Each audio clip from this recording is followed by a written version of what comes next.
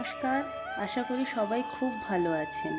মেঘবালিকা নিত্য গল্পের আরও একটি ভ্লগে সকলকে স্বাগত জানাই।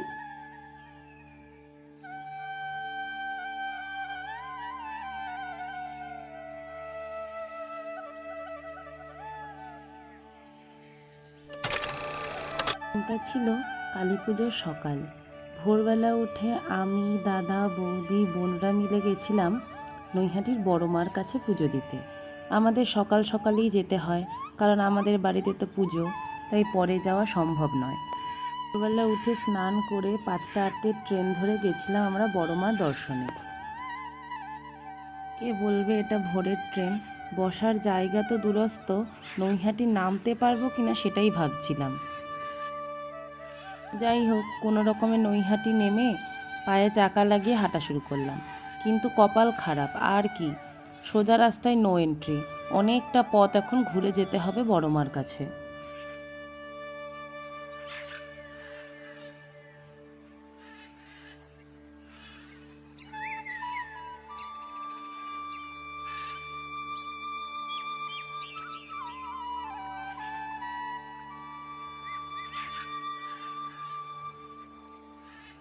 অনেকটা পথ হেঁটে অনেকটা ঘুরে এসে পৌঁছালাম বড় মার কাছে।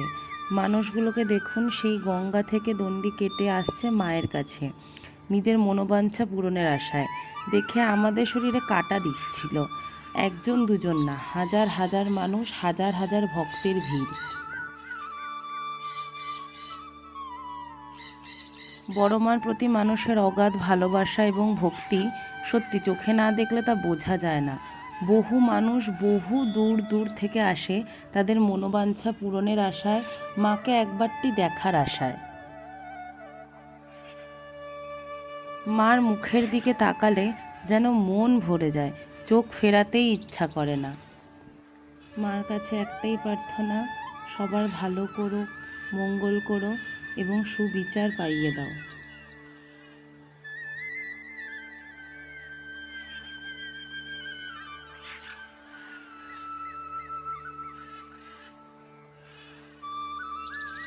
খুব ভিড়ে পুজোটা দিয়ে মায়ের দর্শন মন ভরে করে স্টেশনের উদ্দেশ্যে রওনা দিলাম।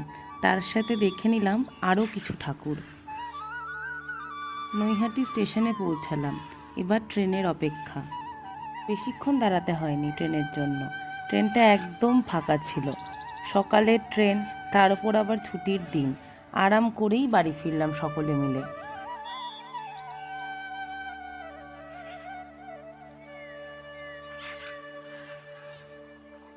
বাড়ি আর ঢুকিনি। আমরা সবাই মিলে আমাদের বাগানে গেলাম ফুল তুলতে। পুজোতে অনেক ফুল লাগবে, বেশিরভাগটাই জোগাড় হয়ে গেছে, যদিও এগুলো অঞ্জলিতে লাগবে, তাই বেশি করে জোগাড় করে রাখা আর কি।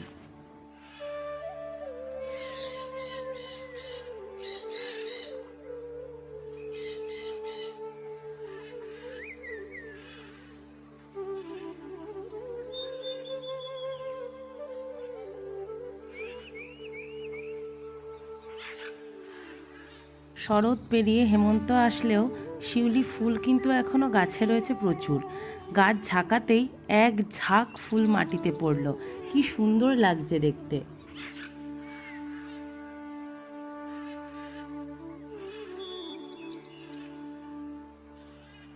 ফুল তুলে বাড়ি ফিরে পুজোর কিছু কাজ করছিলাম।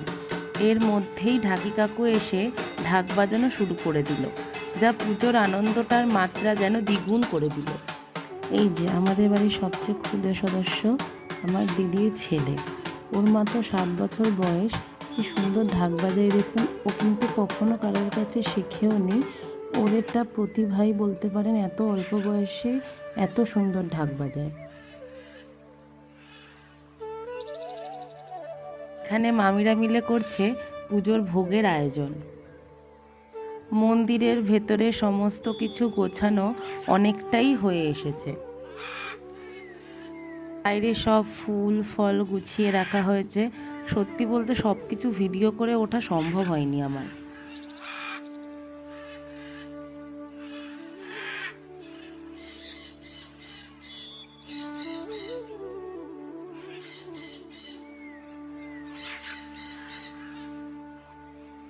এখানে চলছে দুপুরের রান্না, রাতের রান্নার প্রস্তুতি।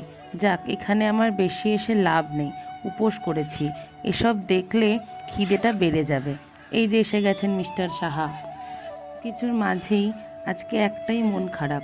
আজকের দিনেই দাদু 11 বছর আগে আমাদের ছেড়ে পরলোক গমন করেছিলেন। দাদু থাকতে পুজোর বেশিরভাগ আয়োজন দাদুই করত। তুমি যেখানেই থেকো, ভালো থেকো দাদু।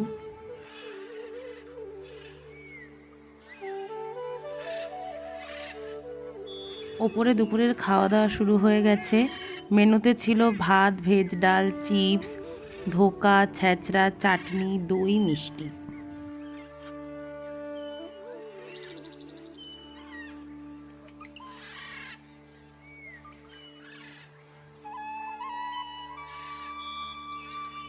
রাত জাগা, ভোরবেলায় ওঠা সব মিলে একটু ক্লান্তই লাগছিল। তাই এখানে এসে একটু বসে বিশ্রাম নিচ্ছিলাম। এখানে সবাই আমরা বসে একটু গল্পও করছিলাম।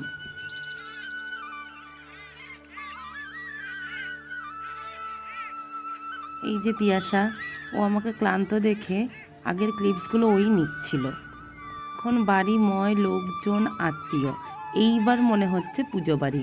এরপর আমরা যাব সবাই মিলে ঠাকুর আনতে হই হই করে। ঠিক আছে, ভিডিওটা তাহলে আজকে এখানেই শেষ করছি। ভালো লাগলে একটা লাইক, শেয়ার ও কমেন্ট করে দেবেন। টাটা।